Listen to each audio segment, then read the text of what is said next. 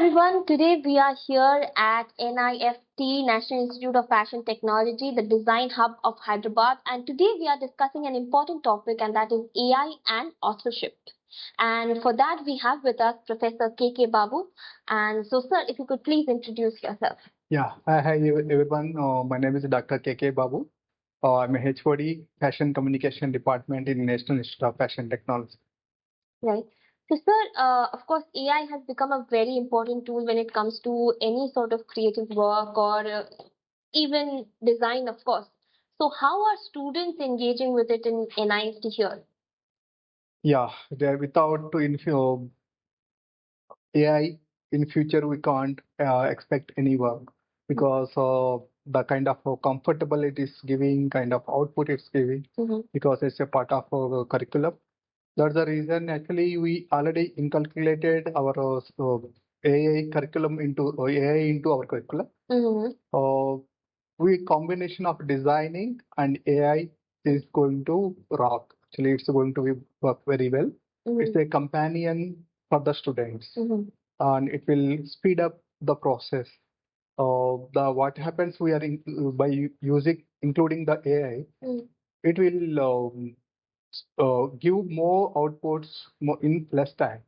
Right. It makes you more efficient. More efficient. So Yes. that is the main target of AI. Yeah. And what kind of tools are exactly students using when it comes to artificial intelligence, especially in a design institute like NIFT? If you could just like tell us the details, or get into the detail of it, and how they integrate these with other systems like CAD, rendering, or software, or physical prototypes. If you could tell us a little bit about that. Yeah. If you come to here is a branding. For the branding, all the AI tools, so we are using the latest image generation tools, video generation tools, audio generation tools. So it is helping, and as well as social media marketing. In the social media marketing to AI-based image generations and video we are using for that, and as well as 3D model, 3D printing. Previously, what happened? You want to create any 3D product, you have to be sit and you need to do model everything from the scratch. Now, these days, by if you give one small photograph, it will converting that image as a 3D model, and it is generated in a few seconds.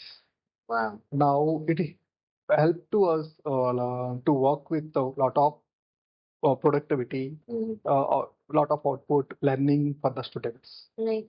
So, any example of any such work that has been done by such AI tools and has come out really well? Any example you want to share? Students actually a lot of works they are doing it in terms of branding, in terms of social media, in terms of video production, in terms of 3D modeling. They are doing very big good works actually. Apart from that, they do exploration. Actually, what happened? One concept is uh, in the design. So one concept is creating a mood board. Right, mood board. Yes, Yeah, yes, mood board generation. Previously, they used to search the Google and find out the correct word and the correct picture. Now, what happened because of using AI tools, they they have one concept in mind. They have some idea in them. Based on that, they are generating the mood boards. They are generating the required elements, and students able to explore new, unique kind of designs by using AI. Right. Those, yeah. Right. I think I can understand how that works. Mood board, especially, we use it. We create it out of Pinterest pictures and all. Yes. Yes. Yes. Of course. Yeah. And also, sir, of course, recently there was this Supreme Court judgment that we were also talking about, the US Supreme Court, not India, that uh, any AI generated work or any work that is created through AI without much human authorship cannot be copyrighted. So, what is your understanding of that, or what is your reaction to that? Yeah, it's a little bit true also because there is a lot of automation tools came into in the market. And if you want to create social media, just everything is bots are doing it. That is as good as it cannot understand emotions of the humans. What I suggestion is pull out different elements from different pages. At least you need to have some intervention of human beings. Then you compile them all together and put it as a your output. It's a comes under your work only. Your the own research work. What you did. So people should also be using AI wisely and not blindly, and not just generating everything out of it. Yes, yes. Right. And so when you talk about authorship, I think it's also important to understand that where does authorship lie when a student is guiding AI to do something, and where and especially when there is no physical interference of a student. So what would you consider enough in human intervention in an AI-driven work to make it for it to be enough to be claimed for copyright or any human authorship? Yeah, Ahmed, at the end, actually, the every work need to have a one main task, and they need to reach that code, and they need to, for example, I want to one apparel designing, I want to do it, or my student want to do it. Then they know that what kind of apparel they want to do it. Then what they are doing is directly automated instead of doing automatic anything, they can automate the design process. In that mood board creations, inspirations, those things. After that, next comes in exploration. So what else we can do in the exploration point of view? Also different options. Thereafter, it's a coming final after compiling all these elements into one final product and choosing out of the best. This is our design process. That's also in every step we are using this one. Right. Okay. And apart from software, what are the other kinds of machines and technologies that are being involved in, say, translating an AI-generated idea into a final product? You said 3D printer is one of them. Yes. Anything else that is also anything unique in NIFT that is being used that not a lot of people might know about? Yeah. Actually, in 3D printing, yeah, we are using it because of the design explorations and those things actually. And apart from that, laser technologies, laser cut technology also we are using it. Okay. And the CNC models actually also is to create prototyping of the final products. It may, at the end you require the final physical product. Okay. We are connecting to AI to physical. It's we are bridging that gap actually. Right. And there was something that my editor was talking about actually, something about color changing thread or something like that. Is that true?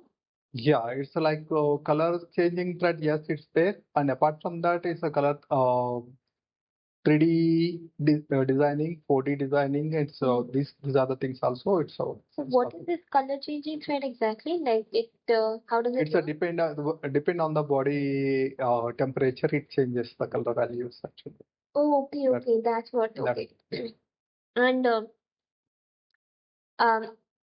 do you think students fully understand the gap between generating a design while using AI and fully actually owning the design in the legal sense? Do students understand when they are using AI and other tools? Yeah, yeah. Actually, in NIFT, we do teach about IPR also, intellectual property rights.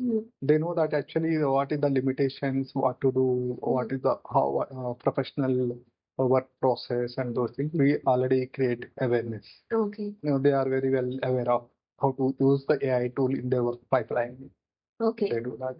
Is it IPR was the full form of IPR? Intellectual property rights. Intellectual property. Okay, all right. Yeah. And uh, and how are design schools like responding to this change, like this introducing of AI? Of course, the curriculum already has AI in it, but apart from that, any evaluation method that is being changed? Anything on that front that okay? Yes. Yes. Now we also encouraging the students to apply AI into their working pipeline because they need to adopt it. Once they go to industry, they do get all the AI tools and all the combinations things. That's the reason we are adopting that AI tools part. And the evaluation, if they can do more evaluation works based on that, they need to understand different AI tools to understand that actually how they functions in that scenarios. Those things we are teaching. Sir, if you had to if you're directly talking to some AI design student, what are the main AI software tools they should be aware of, they should know, and they should skill themselves in?